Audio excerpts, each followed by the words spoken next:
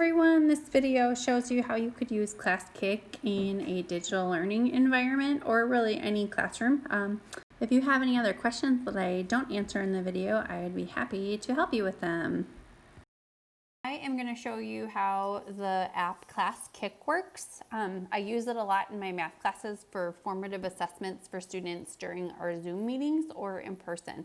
What it is basically like an exit slip. You can create a little assessment. I usually make the assessments on the website, and then you give students a code and they put the code into the app, or they can use a website, but I feel like the app works a bit better. And you can check it and give them feedback on their work. So I'm here on the website. I just type in classkick.com and it goes to this, and I log in with my Google email address. And then under assignments, this is what it brings you to right away. You can just click a new one, new blank assignment, and they default to 3 pages. Usually I tend to just do 2 questions because it can get a little difficult to get them all corrected while they're waiting. So I go to these 3 dots and I delete the pages that I don't need. So I'm just going to delete these pages. I'm going to ask on this one question. What is the point of intersection? And I feel like it's pretty user-friendly up here. There's a text box, and generally if I can figure it out, anybody can, is my technology rule. But what I like about this is I can also put screenshots. So if I have a graph from a different app that I would like, I can take a screenshot of this and then put it right in my Classkick and adjust it accordingly. So they don't take very long to make. Once I have it created, I can go back here and I can go to assign. And the first time you do this, you'll have to assign, we go to assign a roster. You can see I have some different hours, but we can just create a new roster, and I'll just say my sample is my new roster and click OK. And once you do that, you'll see over on the right side, they give us a code, and you can either just give students that 6-digit or 6-character code, or you can click on the link and have it projected or copy it if that works better for you. There's one other thing to point out. If you have this helpers toggled on, it'll let students anonymously help each other.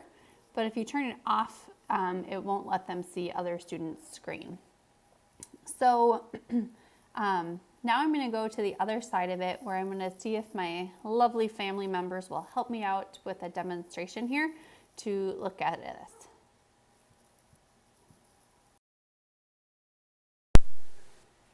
Okay, everyone, so this is what the Classkick app looks like. And you can see I have my sample assignment right here. When I log in with the same account that I used before, I can see that. And I can see I gave my students my code, and I can see I already have 2 students logged in. So if I tap on the top here, that's what the sample assessment looks like. And if I write something on this original with my stylus, I'm going to just put a smiley face for right now, and I go back, you can see that it shows up on the students if you look on here. So now I'm going to have my students see if they can answer the questions. So they're going to write an answer to each of the questions, and then they're going to raise their little virtual hand. At the top right corner of the students page, they have a little virtual hand that they can raise, and you can see that I have a hand up. David has a hand up, and if I tap on his screen, it'll show me, that he thinks that the point of intersection is at -1, -1. And since that is correct, I can write something on there for him so that he gets feedback if it is correct. And it looks like he hasn't answered the second question. Not David, it is definitely Mom. So, and now if I go back, you can see that he can get feedback on his answers, and I can go to the next student. And they can raise their little hand. In the top right corner, you can see that there's a hand up, and then it shows up on mine that hand is up. So I can see, nope, mom is the best athlete in the family. And if I go backwards to my list, she can see. At the top right corner of my screen, I can see who has their hand up.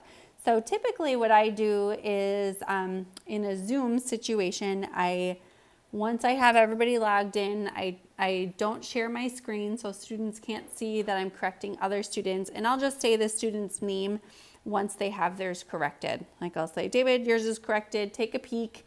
If it's wrong, I circle them and say, go back and fix them. And if they're correct, then I put a star there and they have a little feedback how well they know the skill or not.